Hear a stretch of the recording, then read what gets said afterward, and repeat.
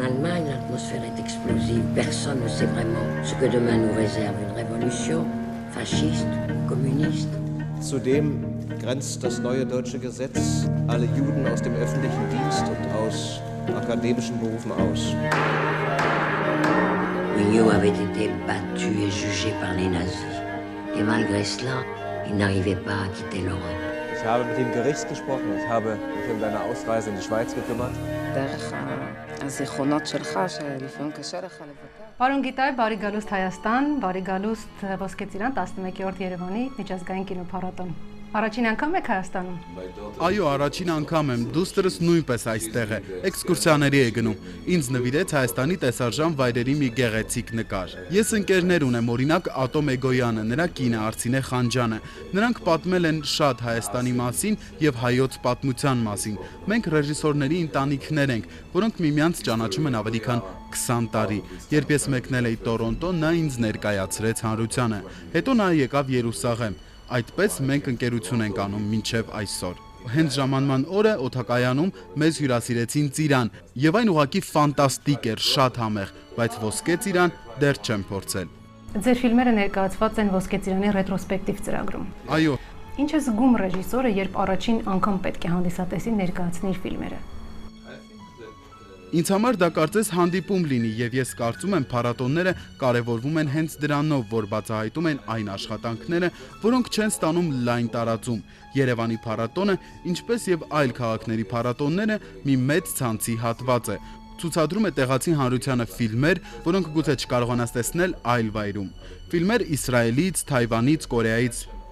Այսօր խնդիրներից մեկն այն է, որ տարածման սիստեմն օգտագործում է միայն այն, ինչ ավելի եկամտաբեր է՝ մի քանի բլոկբաստեր։ Ես կարծում եմ, որ սա շատ բացասական ազդեցություն է ունենում հանդիսատեսի ուղեղի վրա։ Նրանք սկսում են կարծել, որ սա միակ կինոաշխարհն է, որը կարող են բացահայտել։ Ոսկե ծիրան փառատոնը կարևոր է, որպեսզի Հայաստան բերի այդ ֆիլմերն ու ցուցադրի։ Ես շատ ուրախ եմ, որ այստեղ եմ։ Միջազգային կինեմատոգրաֆում դուք հայտնի եք մոտ 40 վավերագրական եւ խաղարկային ֆիլմերով, որտեղ արծացվում են հիմնականում հայրենիքի, պատերազմի, կրոնի, տարագրության, աքսորի թեմաներ։ Ինչից է սկսվել այս ամենը։ Ճիշտ է, ես ֆիլմեր եմ նկարում, բայց ճարտարապետ եմ։ Իմ հայրը նույնպես ճարտարապետ էր, սովորել է Գերմանիայում պատերազմից առաջ։ Այսպիսով մենք ճարտարապետների ընտանիք ենք։ Իմ որդին նույնպես ճարտարապետ է։ Յոմ Կիպուրի պատերազմի ժամանակ ես փրկարար ջոկատում էի ծառայում, որը վրաններում վառվող մարդկանց էր փրկում։ Մայրս ինձ մի տեսախցիկ էր նվիրել, Սուպեր 8, եւ ես նկարում էի այն ամենը, ինչ տեսնում էի պատերազմի ժամանակ, ինչ որ հատուկ նպատակ չկար։ Հետո ես մրցանակներ ստացա այդ པարզ աշխատանքներիս համար։ Հեռուստատեսությունից ինձ հրավիրեցին նկարահանումներ անել, բայց երբ վերադարձա պատերազմից, զգացի, որ ճարտարապետությունը չափազանց ֆորմալ է։ Ես չեմ ուզում սահմանափակվել Հիլթոնի նախասրահները նախագծելով, եւ ես սկսեցի կարճամետրաժ ֆիլմեր նկարել, եւ աստիճանաբար դրանց թիվը մեծանում էր, ինչ որ կերպ դարձա ռեժիսոր։ Բայց շարունակում էի սովորել ճարտարապետություն, սկզբում Իսրայելում, հետո Ամերիկայում։ Ես կամաց բացահայտեցի կինոյի հզոր միջավայրը, ավելի սկսեցի ուսումնասիրել, նկարեցի գեղարվեստական ֆիլմեր լավ մասնագետների հետ, լավ օպերատորի, հնչյունային մասնագետի, մի շարք տաղանդավոր դերասանների հետ, Նատալի Պորտման, Բերնարդո Բերտոլուչի։ Ձեր առաջին ֆիլմերը պարբերաբար մերժվում էին իսրայելական հեռուստաալիքի կողմից եւ կարծես թե չէին հասնում հանդիսատեսին։ Գուցե նաեւ սա էր պատճառը, որ դուք լքեցիք Իսրայելը եւ մեկնեցիք Ֆրանսիա աշխատելու։ Ինչ շրջան էր սա։ Գիտեք, դա վերաբերում է ոչ միայն Իսրայելին, այլ նաև Հայաստանին, այլ երկրներին։ Մենք պետք է բաց լինենք հասարակության համար։ Մշակույթը միայն դեկորատիվ չէ, պատին գեղեցիկ նկարներ փակցնելով չէ միայն։ Ռեժիսորները, լինեն նրանք Իսրայելից, Հայաստանից, թե Թայվանից, պետք է իրականության հետ առնչվեն։ Մեր կյանքը շատ հետաքրքիր է,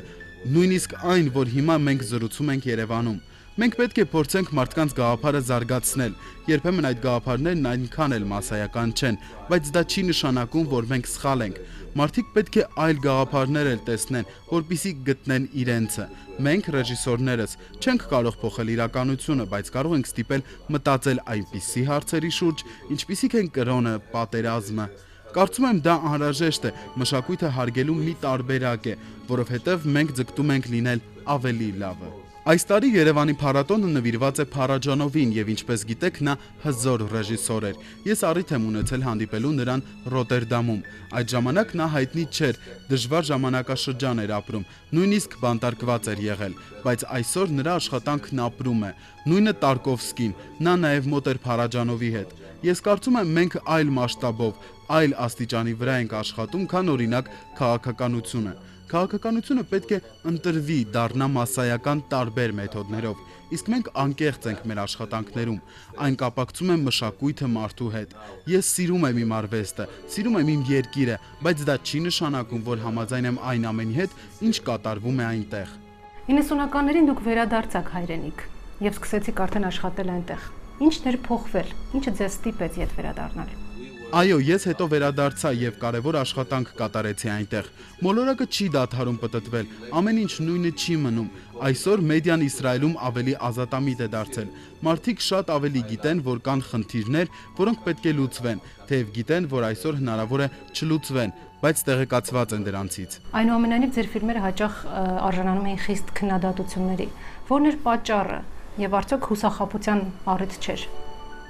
Ես բացատրեցի քիչ առաջ խնդիրը։ Ես ուղղակի չեմ ուզում քննադատները գործազուրկ մնան։ Նրանք անում են իրենց աշխատանքը, ես իմը, եւ դա նորմալ է։ Նրանք իրենց ապրուստն են վաստակում այդ կերպ։ Ես առարկություններ չունեմ, շարունակում եմ զբաղվել իմ աշխատանքով։ Հոգու խորքում նրանք գիտեն, որ այն ինչ անում են կինոարվեստի համար լավ է։ Շատ մարդիկ կան Իսրայելում, որ աջակցում են ինձ, եւ ես սիրում եմ նկարահանել ֆիլմեր Իսրայելում։ Սիրում եմ իմ նկարահանող խումբը, նրանք շատ ազատամիտ են։ Ինձ շատ հաճելի է նրանց հետ աշխատել, ինչպես ճարտարապետությունը, կինոարվեստը նույնպես համագործակցային արվեստ է։ Միայն ռեժիսորը չէ։ Եթե կարծենք, որ միայն մենք ենք, ոչինչ չի ստացվի։ Մենք պետք է սիրենք մեր դերասաններին, աշխատողներին։ Եթե նրանց համակրանքը փոխադարձ է, հիանալի աշխատանք կստացվի։ Նրանց շնորհիվ է, որ ինձ մոտ ինչ որ բան ստացվել է։ Կարծիք կա, որ Իսրայելում ձեր ֆիլմերը այդքան էլ մասսայականություն չեն վայելում ի տարբերություն Եվրոպայի, եւ դրա վառապացույցն են այն բազմաթիվ մրցանակները եւ կինոփառատոները եվրոպական, որտեղտեղ են գտնում ձեր ֆիլմերը։ Այնինչ հիմա դուք ասում եք լրագրողական է։ Ես չեմ ուզում խանգարել ձեր աշխատանքը։ Մասսայականն են Եվրոպայի եւ Իսրայելի որոշ հատվածներում։ Այն ինչ ես նկարում եմ, դրդում է մարդկանց մտածել։ Ես չեմ մոնտաժում իմ ֆիլմերը Սփիդի Գոնզալեսի մեթոդով, այլ հնարավորություն եմ տալիս մարսել կադրերը։ Ես վերջերս ավարտեցի Իդիշ ֆիլմը։ Իդիշը հրեական սփյուռքի լեզուն է եւ այդ ֆիլմում մոնտաժային աշխատանքը քիչ է։ Եթե դուք տեսել եք Փարաջանովի ֆիլմերը, ուրեմն կհասկանաք, որ կարող ես դիտել 1 ժամ ու կես ու ոչ ոք ոչ մի խոսք չարտաբերի։ Կարծում եմ մենք պետք է ցույց տանք, որ կինոն տարբեր դրսևորումներ ունի, ոչ թե մեկ։ Եվ կանոններ չունի։ Ոչ, այն չունի կանոններ, կախված է ստեղծագործ տաղանդից, ինչպես Փարաջանովի եւ այլ ռեժիսորների մոտ։ Կանոնները ոստիկանության համար են։ Եվ ոչ էլ հեռուստատեսության։ Հեռուստատեսությունն ավելի պայմանական է, այն նույնպես կարող է լինել հրաշալի, կախված է ձեզանից, այն ձեր աշխատանքն է։ Դուք անցել եք պատերազմի միջով, խորապես ուսումնասիրել եւ ներկայացրել եք բազմաթիվ կոնֆլիկտներ։ Հայաստանը նույնպես անցել է պատերազմի միջով եւ նույնիսկ այսօր ամեն օր պայքարում է իր խաղաղության համար։ Ճիշտ է, ցավոք, բայց մեզ նույնպես հոգեհարազատ են այդ թեմաները։ Հետաքրքիր է, ո՞րն է ձեր պատկերացրած խաղաղության բանաձևը։ Ես այժմ կենտրոնացած եմ մեր աշխարհի պատմության տարբեր դրվագների վրա, երբեմն այլ թեմաներ։ Օրինակ Ճապոնիայում նկարահանեցի ռոքընռոլի անգլիացի աստղ Անի Լենոքսի մասին ֆիլմ, բայց հիմնականում ես կենտրոնացած եմ Իսրայելի եւ Միջին Արևելքի սփյուռքի թեմաների վրա։ Ես չունեմ բանաձև, նախ պետք է դադարել կարդալ Վիկիպեդիա, այն դառնում է միակ ինֆորմացիայի աղբյուրը։ Կարծում եմ ավելի շատ գիտելիք պետք է ունենալ, քան ինֆորմացիա։ Բոլոր բախումները տարբեր կողմեր ունեն, երբեք մեկը չի լինում։ Կարևորը մարդկանց բացատրել, որ նրանք կարող են չհամաձայնել, պարտադիր չէ, որ նրանք դավանեն նույն կրոնին, վարեն նույն կյանքը։ Նրանք պետք է փորձեն խնդիրները լուծել այլ ճանապարհով, ոչ թե բռնությամբ։ Սա վերաբերում է զույգին, ընտանիքին, երկրին, աշխարհին։ Կարծում եմ պետք է բացառեք բռնությունը եւ դա հնարավոր է, բայց կան շատ լուրջ ուժեր, որոնք դեմ են այս գաղափարին եւ հրահրում են բռնություն։ Լուծումը շատ հեշտ է թվում, բայց դժվար իրագործելի։ Իսկ ինչ կմաղթեք, ինչ խորհուրդ կտաք այն երիտասարդներին, ովքեր ապրում են կինոով, ովքեր պատրաստվում են մտնել կինոաշխարհ։